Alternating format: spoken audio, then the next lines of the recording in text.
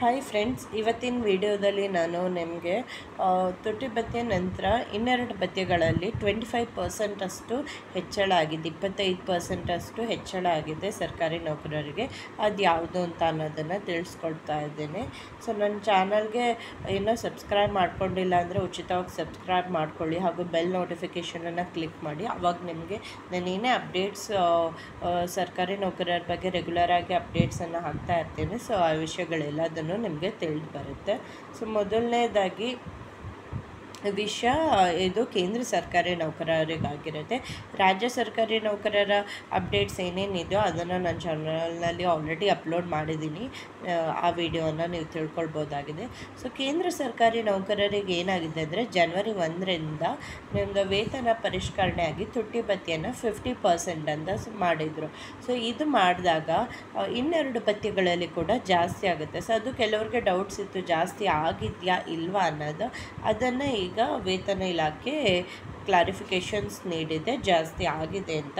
So ಅವ್ರು ಏನು ಹೇಳಿದ್ದಾರೆ ಅಂದರೆ, ಪರಿಷ್ಕೃತ ವೇತನ ರಚನೆಯ ಮೇಲಿನ ತುಟಿ ಭತ್ಯೆ ದರವನ್ನು ಪ್ರತಿ ಬಾರಿ 50% ಹೆಚ್ಚಿಸಿದಾಗ ಮಕ್ಕಳ ಶಿಕ್ಷಣ ಭತ್ಯೆ ಅಂದರೆ ಚೈಲ್ಡ್ ಟ್ಯೂಷನ್ ಫೀಸ್ ಅಂತ ಏನಿರುತ್ತಲ್ಲ ಅದು, ಮತ್ತು ಬೋರ್ಡಿಂಗ್ ಭತ್ಯೆ ಅಂದರೆ ಹಾಸ್ಟೆಲ್ ಫೀಸ್ ಮಿತಿಗಳು ಸ್ವಯಂಚಾಲಿತವಾಗಿ 25% ಅಷ್ಟು ಹೆಚ್ಚಾಗುತ್ತವೆ. ಅಂದರೆ ಆಟೋಮೆಟಿಕ್ಕಾಗಿ ಏನು ನಿಮ್ಮ ತುಟಿ ಭತ್ಯೆ ಅನ್ನೋದು 50% ರೀಚ್ ಆದಾಗ ಆಟೋಮೆಟಿಕ್ಕಾಗಿ ನಿಮ್ಮ ಮಕ್ಕಳ ಶಿಕ್ಷಣ ಭತ್ಯೆ ಮತ್ತು ಬೋರ್ಡಿಂಗ್ ಭತ್ಯೆ ಅಂದರೆ ಚೈಲ್ಡ್ ಟ್ಯೂಷನ್ ಫೀಸ್ ಮತ್ತು ಹಾಸ್ಟೆಲ್ ಫೀಸು ನಿಮ್ಮದು ಆಟೋಮೆಟಿಕ್ಕಾಗಿ 25% ಜಾಸ್ತಿ ಆಗುತ್ತವೆ ಅಂತ ತಿಳಿಸಿದ್ದಾವೆ. ಸೊ ಇದು ತುಂಬಾ ಯೂಸ್ಫುಲ್ ಆಗುತ್ತೆ. ಹಲವಾರು ಜನ ಸ್ಕೂಲ್ ಫೀಸ್ ಏನು ಕಟ್ತಿರೋ ಅದನ್ನು ಅವರು ರಿಸಿಪ್ಟನ್ನು ಸಬ್ಮಿಟ್ ಮಾಡಿ ಈ ಥರ ಮಕ್ಕಳು ಶಿಕ್ಷಣ ಭತ್ಯೆ ಅಥವಾ ಟ್ಯೂಷನ್ ಫೀಸನ್ನು ಪಡೆದುಕೊಳ್ತಾ ಇರ್ತಾರೆ. ಸೊ ಅಂಥವ್ರಿಗೆ ತುಂಬಾ ಇದು ಹೆಲ್ಪ್ ಆಗುತ್ತೆ. ಸೊ ಇನ್ನು ಹಾಸ್ಟೆಲಲ್ಲಿರೋರು ಅಂದರೆ ಇವಾಗ ದೊಡ್ಡ ಮಕ್ಕಳಾಗಿದ್ದರೆ ಅಥವಾ ನಿಮ್ಮ ಮಕ್ಕಳನ್ನು ಹಾಸ್ಟೆಲ್ ಇದ್ದರೆ ಹಾಸ್ಟೆಲ್ ಫೀಸನ್ನು ಕೂಡ ನೀವು ಕ್ಲೇಮ್ ಮಾಡ್ಬೋದಾಗಿದೆ. ಸೊ ಎಷ್ಟು ಜಾಸ್ತಿ ಆಗುತ್ತೆ ಅನ್ನೋದನ್ನು ಕೂಡ ಅವರು ತಿಳಿಸ್ಕೊಟ್ಟಿದ್ದಾರೆ. ಮೊದಲನೇದಾಗಿ ಮಕ್ಕಳ ಶಿಕ್ಷಣ ಭತ್ಯೆ ಅಥವಾ ಚೈಲ್ಡ್ ಟ್ಯೂಷನ್ ಫೀಸ್. ಅದರಲ್ಲಿ ಮಕ್ಕಳ ಶಿಕ್ಷಣ ಭತ್ಯೆಗೆ ಪ್ರತಿ ತಿಂಗಳು ಮರುಪಾವತಿ ಮೊತ್ತ 2,812 ರೂಪಾಯಿ 50 ಪೈಸೆ ಎಂದು ಇಲಾಖೆ ತಿಳಿಸಿದೆ. ಅಂದರೆ ಟ್ಯೂಷನ್ ಫೀಸು ಪ್ರತಿ ತಿಂಗಳಿಗೆ 2,812 ರುಪೀಸ್ ಕೊಡ್ತಾಯಿದೆ. ಸೊ ಇವಾಗ ನಿಮಗೆ ಅದಕ್ಕಿಂತ ಜಾಸ್ತಿನೂ ಆಗಿರ್ಬೋದು, ಅದಕ್ಕಿಂತ ಕಡಿಮೆನೂ ಆಗಿರ್ಬೋದು. ನೀವೇನು ಮಾಡಬೇಕು, ಅದಕ್ಕಿಂತ ಕಡಿಮೆ ಆಗಿದ್ದರೆ ನಿಮ್ಮ ಬಿಲ್ಲಲ್ಲಿ ಎಷ್ಟಿರುತ್ತಲ್ವ ಅದೇ ಸಿಗುತ್ತೆ. ಬಟ್ ಇದಕ್ಕಿಂತ ಜಾಸ್ತಿ ಆಗಿದ್ದರೆ ಅಪ್ಪರ್ ಲಿಮಿಟ್ ಇದು. ಅಂದರೆ ಇವಾಗ ನೀವು ಫಾರ್ ಎಕ್ಸಾಂಪಲ್ ಪ್ರತಿ ತಿಂಗಳು 3,000 ಕಟ್ತಿದ್ರೆ ಮಕ್ಕಳಿಗೆ ಫೀಸು, ಅದು 3,000 ಸಿಗೋದಿಲ್ಲ, ನಿಮಗೆ 2,812 ಸಿಗುತ್ತೆ. ಅದೇ ಇದಕ್ಕಿಂತ ಏನಾದರೂ ಕಡಿಮೆ ಸಬ್ಮಿಟ್ ಮಾಡ್ತಿದ್ರೆ ನಿಮ್ಮ ಬಿಲ್ಲಲ್ಲಿ ಎಷ್ಟಿರುತ್ತಲ್ವ ಪ್ರತಿ ತಿಂಗಳು ಎಷ್ಟು ನೀವು ಫೀಸ್ ಕಟ್ತಿದ್ದೀರ ಅಂತ ಅದರ ಆ ಅಮೌಂಟ್ ನಿಮಗೆ ಸಿಗುತ್ತೆ. ಸೊ ಇದು ಏನಾಗಿದೆ, ಈ ಲಿಮಿಟನ್ನು 2,812 ಮಾಡಿರೋದ್ರಿಂದ ತುಂಬ ಜನರಿಗೆ ಉಪಯೋಗ ಆಗಲಿದೆ.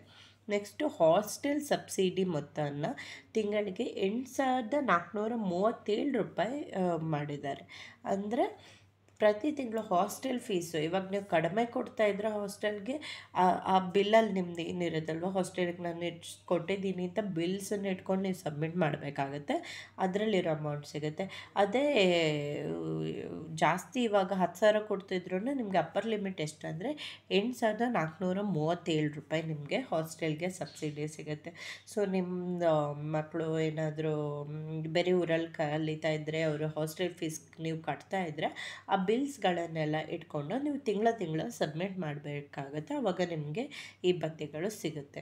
ನೆಕ್ಸ್ಟು ಇನ್ನೊಂದು ಭತ್ಯೆಯಲ್ಲಿ ಕೂಡ ಹೆಚ್ಚಳ ಆಗಿದೆ. ಅದು ಯಾವುದಂದರೆ ಮಕ್ಕಳ ಆರೈಕೆಗಾಗಿ ವಿಶೇಷ ಭತ್ಯೆ. ಸೊ ಯಾರ್ಯಾರು ವಿಕಲಚೇತನ ಮಹಿಳೆಯರಿಗೆ ವಿಶೇಷ ಶಿಶುಪಾಲನಾ ಭತ್ಯೆಯನ್ನು ಇಲಾಖೆಯ ಕಚೇರಿಯು ಜ್ಞಾಪಕ ಪತ್ರದಲ್ಲಿ ನಮೂದಿಸಿರುವ ಇತರ ಷರತ್ತುಗಳಿಗೆ ಒಳಪಟ್ಟು ತಿಂಗಳಿಗೆ 3,750 ರೂಪಾಯಿಗೆ ಪರಿಷ್ಕರಿಸಲಾಗಿದೆ ಅಂತ. ಸೊ ಯಾರ್ಯಾರು ವಿಶೇಷ ಚೇತನರು ಅಥವಾ ಹ್ಯಾಂಡಿಕ್ಯಾಪ್ಟ್ ಇರ್ತಾರೋ ಸೊ ಅವರ ಮಕ್ಕಳನ್ನು ನೋಡ್ಕೊಳ್ಳೋದಕ್ಕೆ ಅಂತಲೇ ಸರ್ಕಾರ ಪ್ರತಿ ತಿಂಗಳು ಹಣ ನೀಡುತ್ತೆ. ಇದಕ್ಕೆ ಸಬ್ಮಿಟ್ ಮಾಡಬೇಕಂದ್ರೆ ಅವರು ಮೆಡಿಕಲ್ ಪ್ರೂಫ್ ಎಲ್ಲ ತೋರಿಸ್ಬೇಕಾಗುತ್ತೆ. ಸೊ ಇವರಿಗೆ ಎಷ್ಟು ಮಕ್ಕಳಿದ್ದಾರೆ, ವಿಕಲಚೇತನರದ್ದು ಮೆಡಿಕಲ್ ಸರ್ಟಿಫಿಕೇಟು ಎಲ್ಲದನ್ನು ಮೊದಲೇ ಸಬ್ಮಿಟ್ ಮಾಡಿರಬೇಕಾಗತ್ತೆ. ಸೊ ಈ ಷರತ್ತುಗಳಿಗೆಲ್ಲ ಒಳಪಟ್ಟು ಆವಾಗ ಅವರಿಗೆ ತಿಂಗಳಿಗೆ 3,750 ಆಗಿ ಜಾಸ್ತಿ ಮಾಡಿದ್ದಾರೆ. ಮೊದಲು ಸಿಗ್ತಿರೋದಕ್ಕಿಂತ ತಿಂಗಳಿಗೆ 3,750 ರೂಪಾಯಿವರೆಗೆ ಸಿಗ್ತಾಯಿದೆ. ಇದೊಂದು ದೊಡ್ಡ ಅಮೌಂಟೇ ಆಗುತ್ತೆ ಹಾಗೂ ಹಲವಾರು ಜನರಿಗೆ ಇದು ಕೂಡ ಹೆಲ್ಪ್ ಆಗಲಿದೆ. ಸೊ ಈ 2 ಭತ್ಯೆಯಲ್ಲಾಗಿರೋದು ಇದು ಮೇಯ್ನಾಗಿ ಮಕ್ಕಳನ್ನು ಇಟ್ಕೊಂಡು ಸರ್ಕಾರಿ ನೌಕರರ ಮಕ್ಕಳು ಯಾರ್ಯಾರು ಇರ್ತಾರೋ ಅವರ ಪೋಷಣೆಗೆ ಯಾವುದೇ ಕುಂದುಕೊರತೆ ಆಗಬಾರ್ದು ಅನ್ನೋ ದೃಷ್ಟಿಯಲ್ಲಿ ಇದೆರಡು ಭತ್ಯೆಗಳನ್ನು ಜಾಸ್ತಿ ಮಾಡಿದ್ದಾರೆ.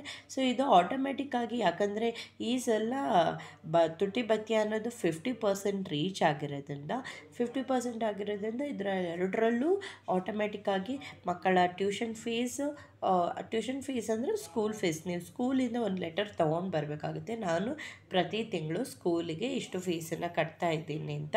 ಸೊ ಆ ಹಾಸ್ಟೆಲಲ್ಲಿ ನಿಮ್ಮ ಮಕ್ಕಳಿದ್ರೂ ಹಾಸ್ಟೆಲಿಂದ ಫೀಸ್ ತೊಗೊಂಡು ಬರಬೇಕಾಗುತ್ತೆ ರಿಸಿಪ್ಟು, ಪ್ರತಿ ತಿಂಗಳು ನಾನು ಇಷ್ಟು ಕಟ್ತಾ ಇದ್ದೀನಿ ಅಂತ. ಆ ಬಿಲ್ಸನ್ನು ಸಬ್ಮಿಟ್ ಮಾಡಿದಾಗ ಸರ್ಕಾರ ನಿಮಗೆ ಈ ಹಣವನ್ನು ಕೊಡುತ್ತೆ, ಈ ಭತ್ಯೆಗಳನ್ನು ಅಪ್ಲೈ ಮಾಡುತ್ತೆ. ಸೊ ಈ ಇನ್ಫಾರ್ಮೇಷನ್ನು ಹಲವಾರು ಜನರಿಗೆ ಗೊತ್ತೇ ಇರೋದಿಲ್ಲ, ಅಪ್ಲೈ ಮಾಡಿರೋದಿಲ್ಲ. ಸೊ ನೀವೇನಾದರೂ ಅಪ್ಲೈ ಮಾಡ್ಕೊಂಡಿಲ್ಲ ಅಂದರೆ ಅಪ್ಲೈ ಮಾಡ್ಕೊಳ್ಳಿ. ಸೊ ಆಲ್ರೆಡಿ ಅಪ್ಲೈ ಮಾಡಿರೋರಿಗೆ 25% ಜಾಸ್ತಿ ಸಿಗ್ತಿದೆ. ಸೊ ಈ ಇನ್ಫಾರ್ಮೇಷನಲ್ಲಿ ಏನೇ ಕ್ಲಾರಿಫಿಕೇಷನ್ ಬೇಕಂತಿದ್ರು ನನ್ನ ಚಾನಲಲ್ಲಿ ಕಮೆಂಟ್ ಮಾಡಿ ತಿಳಿಸಿ. ಹಾಗೆ ನಿಮಗೆ ಮಕ್ಕಳಿಲ್ಲ ಅಥವಾ ನಿಮ್ಮ ಮನೇಲಿ ಯಾರು ಓದೋ ಮಕ್ಕಳಿಲ್ಲ ಅಂತಿದ್ರು, ಯಾರು ನಿಮ್ಮ ಕೊಲೀಗ್ಸ್ ಇದ್ದವ್ರಿಗೆ ಅವ್ರಿಗೆ ಶೇರ್ ಮಾಡಿ, ಆವಾಗ ಅವ್ರಿಗೂ ಹೆಲ್ಪ್ ಆಗುತ್ತೆ. 25% ಜಾಸ್ತಿ ಮಾಡಿರೋದು ಅನ್ನೋದು ಸಣ್ಣ ಮಾತಲ್ಲ, ತುಂಬ ಜನರಿಗೆ ಇದರಿಂದ ಉಪಯೋಗ ಆಗುತ್ತೆ. ಸೊ ಇದು ಮೊದಲೆಲ್ಲ ಬರೀ ಕಾರ್ಪೊರೇಟ್ಸಲ್ಲಿತ್ತು, ಟ್ಯೂಷನ್ ಫೀಸ್ಗೆ ಎಕ್ಸೆಂಪ್ಷನ್ ಸಿಗುತ್ತೆ ಅಂತ. ಸೊ ಹಾಗಾಗಿ ಈಗ ಗೌರ್ಮೆಂಟ್ ಎಂಪ್ಲಾಯೀಸ್ಗೂ ಕೂಡ ಇದನ್ನು ಎಕ್ಸ್ಟೆಂಡ್ ಮಾಡಿದ್ದಾರೆ. ಸೊ ಇದರಿಂದ ಹಲವಾರು ಜನ ಉಪಯೋಗವನ್ನು ಪಡೆದುಕೊಳ್ಬೋದಾಗಿದೆ.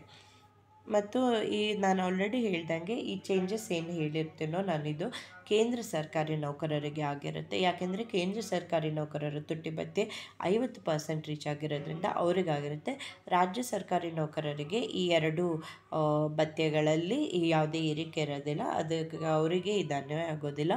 ರಾಜ್ಯ ಸರ್ಕಾರಿ ನೌಕರರದ್ದು ಬೇರೆಯೇ ಅಪ್ಡೇಟ್ಸ್ ಇದೆ, ನನ್ನ ಚಾನಲ್ನಲ್ಲಿ ಆಲ್ರೆಡಿ ಅಪ್ಲೋಡ್ ಮಾಡಿದ್ದೀನಿ. ಮತ್ತು ಇನ್ನೂ ಹಲವಾರು ಜನ ಕೇಂದ್ರ ಸರ್ಕಾರದ ಅರಿಯರ್ಸ್ ಬಗ್ಗೆ ಕೇಳ್ತಿದ್ರಿ. ಸದ್ಯಕ್ಕೆ ಯಾವುದೇ ರೀತಿಯ ಹೊಸ ಅಪ್ಡೇಟ್ಸ್ ಬಂದಿಲ್ಲ.